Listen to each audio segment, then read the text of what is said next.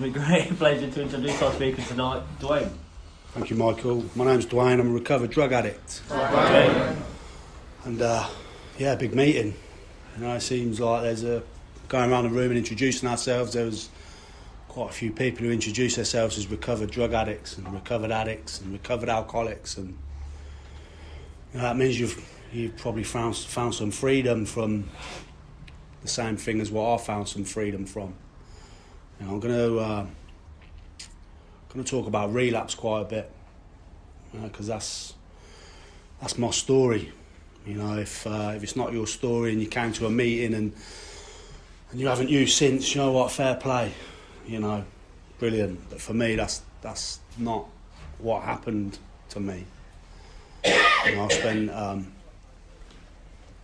a long time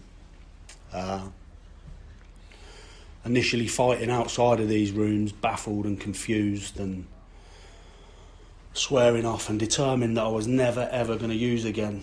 And that usually lasted a week, 2 weeks, 3 weeks, sometimes 4 weeks. And then there would always be that insanely trivial excuse for me picking up. Or, even more kind of baffling was the fact that I had no excuse at all. And you know, going back over my experience and matching my experience with the Big Book of Alcoholics Anonymous and primarily Chapter 3, where it describes what alcoholism is. My experience matches that of Jim and Fred and the jaywalker. You know, quite often I would have these periods of sobriety where life would be all right. You know, I'm not one of these people where, again, if this is your experience, cool, but it's not mine. I'm not one of these people when I stop using, my life gets worse. Yeah, my life gets good pretty quick. You know, the relationship I'm usually in gets better. I work better. I've got some money in my pocket for the first time in God knows how long. You know, I start seeing my kids regularly. I'm in regular contact with them. You know, I might get a new pair of trainers and a new haircut. You know, and life's all right. And then generally out of the blue, for no reason whatsoever, I find myself, generally it started off, for many years it started off in the pub. You know, let's have one drink, and then that same evening I would usually end up sitting in a crack house somewhere. You know, and that was that same cycle of relapse that I lived in for years and years. So, you know, when we talk about swearing off and making these firm resolutions that I'm never going to do it again, I don't mean, you know, when I was like 18, I said, I got up one morning with a bit of a bad head. You know, I'm never doing that again, knowing full well that I was going out that night. We're talking about, you know, at 23, my first daughter was born, and I'd been with her mum a very short period of time, but I knew I wanted to be a dad. You know, I knew I wanted to be a good dad, a present father. You know, and this little girl come along, and you know, and that's when I can first go back and picture that first, like, swearing off, the first solemn oath, as the book describes it. You know, I'm never ever doing that again. I want to be a dad. Within a matter of days, I'm using, you know, and I thought about this the other day, actually. My life has really just been, you know, from 23 to 33, it was just one repetitive cycle of starting over again in a different place, with a different relationship, with a different, you know, yeah. And I used soon after my first daughter was born, and that continued to happen. You know, second daughter was born again, I swear off, I'm not doing that again. 6 years into that relationship, I get home from work one day and the kids are gone, the missus is gone, and me within my sick, deluded self go, brilliant, I can just do what I want now, you know, and really didn't mean that. It was, you know, one of them lies that you tell yourself when you're using, that still believing really that I'm in control and it's going to be all right. And I spent the next 2 years after that in a spree. Again, come out of that spree, and entered into another relationship. And again, this relationship is going to sort me out. I'm really hopeful that this woman and this relationship and this nice flat and this new car and this fantastic job is the answer to what my problems are, And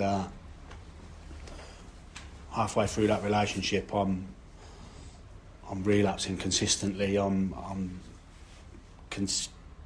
consistently going out on a Friday after work and not turning up again till Monday. I'm due to get married to this woman. She's, how I managed to persuade her to marry me, I don't know. But halfway through that relationship, she kind of started to figure out I was a bit weird. I was going to the casino every weekend and coming back stinking of smoke when you can't smoke in a casino. And she starts clocking on that something's not quite right. And I said, look, I'll get help. And that's, I reached out. I reached out to a local drug agency which directed me to Cocaine Anonymous. And thank fuck these rooms are here, for people like me and you guys, because before they directed me to Cocaine Anonymous, they just left me for 3 weeks, and nowhere to go, just again baffled and relationship clawing onto it. And I come here, and when I walked through the doors of CA, I had a lot of stuff. I had a lot of material stuff. I had a good tan.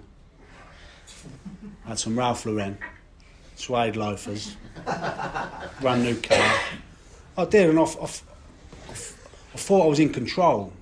I was a really broken human being who was really baffled with this relapse condition that I was, really suffering with. And I walked in, and I still had this big ego. That ego hadn't been smashed out of me yet. And I walked in, and the first thing someone says to me is, "You all right?" And I go, "Yeah, I'm fine. Yeah, I'm fine." I'm spending, £500 on crack every week, and it's like I'm going on 4-day sprees, but I'm all right. And for 2.5 years, I kept coming back. Keep coming back, I kept getting told. And I'd come back, and I'd spend a week, and didn't have week chips then, and I'd be really chuffed if I got a week clean, and then I'd relapse, and that'd keep me out for a month, and then I'd come back busted and broken, but within a very short period of time, again, I stop relapsing. My life gets good, everything's fine, and I relapse again. And I did that for 2.5 years, and in that two and a half years, I had really no understanding about what was going on for me. Nobody ever grabbed hold of me, sat me down with this book, and said, maybe you need to read chapter 3. Yeah, maybe if you read chapter 3, what's happening to you, you'll be able to see on the pages of that book. Maybe if they'd piled that heaps of evidence on me that this is a hopeless condition, that maybe something would have been different, but it weren't, And so 2.5 years of sitting in these meetings, getting worse and worse, and all that stuff that I'd accumulated was stripped away from me.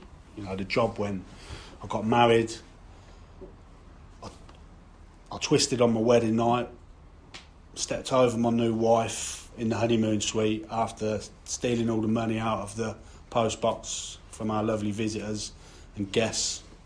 And I went and smoked crack for 7 hours while the wife sobbed herself to sleep in the honeymoon suite. I went back there at 7 in the morning. Truly powerless over this relapse condition. And so the wife went after 5 months, the job went, I got into another relationship, that went, and I just couldn't manage to hold on to life anymore. This life that I could kind of keep as normality was just disintegrating around my ears, really. And but that's what I needed.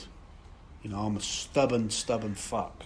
Yeah, that's really really what I see it kind of boils down to. You know, I was really stubborn in the fact that I was under this illusion that I was going to stop myself from relapsing, that I was going to be able to get recovered.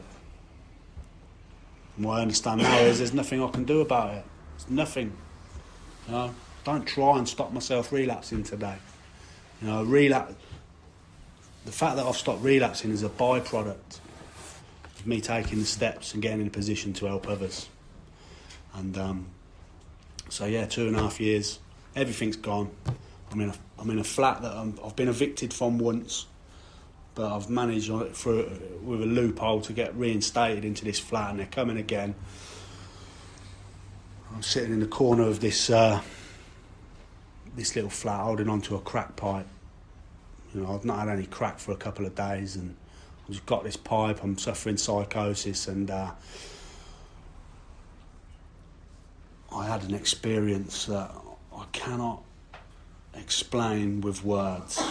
It was just like, in that sheer brokenness of sheer desperation, sheer fuck knows. Yeah, it's difficult to explain. I had an experience where I looked at myself in that moment. I could see myself in that moment in the corner of this flat, clutching this pipe. And a moment of clarity the book talks about came over me, and I had this little window of like, where the fucking hell did that go wrong? Do you know what I mean? How did I get here?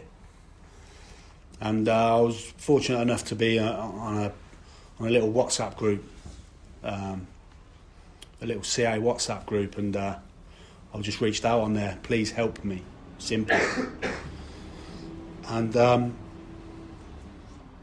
thank God 2 men were out there caring about others, you know, after getting some clean time, because within an hour they was at my door, you know, and they scooped me up out of my hole, and you know, proper defeated. They scooped me up, and 6 days later I ended up in a treatment centre, you know, a free treatment centre, which was a 6-month residential treatment centre. You know, I don't have beds come available very often, but I ended up there 6 days later for some, you know, don't believe in coincidences today. You know, it was happened for a reason, and yeah, I got separated from substances for the last time, and I embarked on a journey of basically doing what the fuck I was told.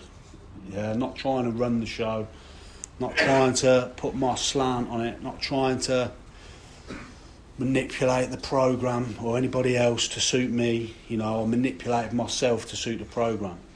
That's what has to happen. Yeah, if you think that you're in control of this and you can do parts of this programme, you better hope you haven't got alcoholism. Yeah, because, for instance, since Christmas, 2 people that I've been closely connected to dead since Christmas. Yeah, that's just people that I know, that I've spoken to, I've sat in meetings with, and you know, that's the seriousness of what we're dealing with. I feel very lucky that I'm alive and able to, you know, sit and try and carry a message to you guys.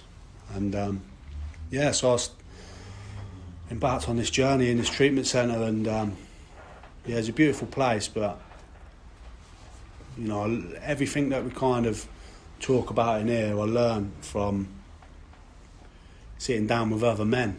Yeah, sitting down with, I've had 2 sponsors since I got out of that treatment centre. You know, the first guy was a, you know, beautiful guy. He showed me a lot of love. He was one of the men that came to my flat that day. You know, and he took me through the work, took me through the steps just as I was about to leave treatment, and I walked out there 5.5 months after entering, having completed the 12 steps of Cocaine Anonymous, and I got straight into, you know, what this deal is really all about, which is helping the next still suffering drug addict.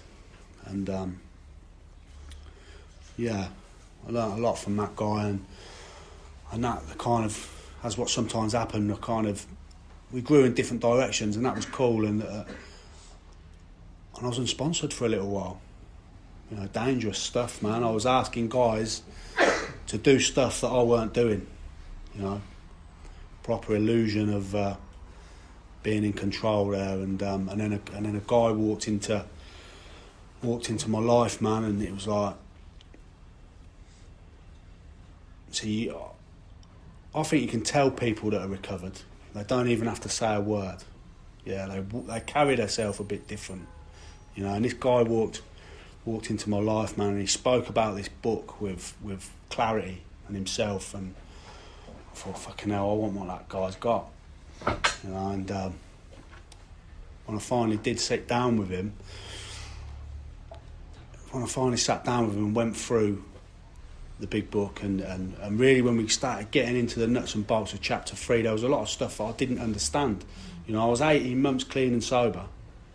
I was helping others, but I wasn't armed with the correct information, the information that's in that book. And yeah, I had to unlearn a lot of stuff, man. To unlearn and yeah, and really get some right information so I could be, not so I can be right. It ain't about being right. It's about being most effective for the man that's dying of this illness. You know, I don't care about being right. I care about what the book says. Yeah, if it ain't in the book, I don't ask people to do it. Yeah, simple as. You know, I don't put no slants on this.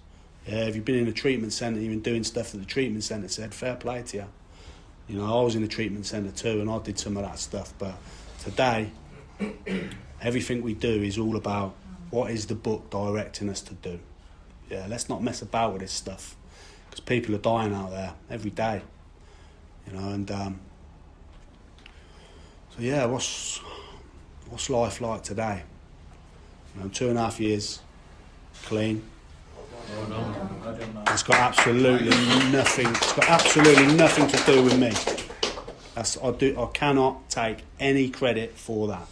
Yeah, I had an experience as a result of going through the steps, and that experience, what that experience did for me was, it made me want to go out and help others. That's it. You know, and through doing that, I haven't relapsed, and I feel very blessed. But you know, this ain't really about me, and the steps ain't about me. The steps are about me being able to help somebody else start their journey. You know, I don't. Through doing this stuff, I don't fear relapse. Relapse is something that I see on a daily basis. Yeah, I work with multiple guys. You know, most of them are chronic relapsing drug addicts like me. Yeah, some of them get week, 2 weeks, and they relapse, and they're doing that consistently. You know, and I haven't got the answers for them. You know, I don't know anything more than what that book says in my experience. You know, I can't tell somebody why they're relapsing, or what to do when they won't relapse, because I don't know. Yeah, I see people do this stuff, you know, and they're doing it 100%. Yeah, they're dedicated to this stuff. They still relapse. And I've seen people not do this stuff, come in and not relapse. It's like, there is no rhyme or reason to it. You know, it's the baffling feature. You know, it's just, they still don't know. We cannot solve the riddle.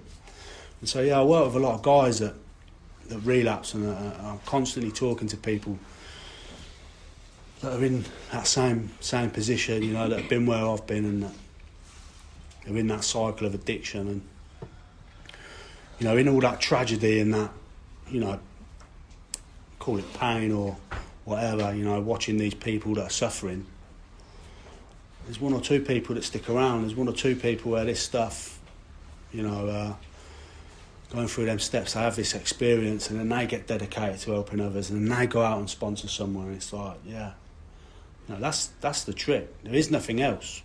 You know, everything that I have today, the lovely little life that I have, you know, the job that I can have, and the little car that I've got, and the few quid that I've got in my pocket. You know, when I landed here, you know, when I finally got scooped up out of the gutter by Cocaine Anonymous, I had nothing. You know, when I looked round at 2 years clean, my life had rebuilt itself, and I hadn't really done anything. So I hadn't really done anything to get where I've got. I've just helped the next guy that gets put on my path, and yeah, I do that, and I let God take care of the rest, and you know, so yeah, if If there's anybody in here that keeps relapsing, come and talk to me, man. Come and talk to me. Let's swap numbers. You know, you're the people that I need to talk to. So, yeah, I hope you guys got something from that. And yeah, like I say, please come and see me after the meeting. God bless.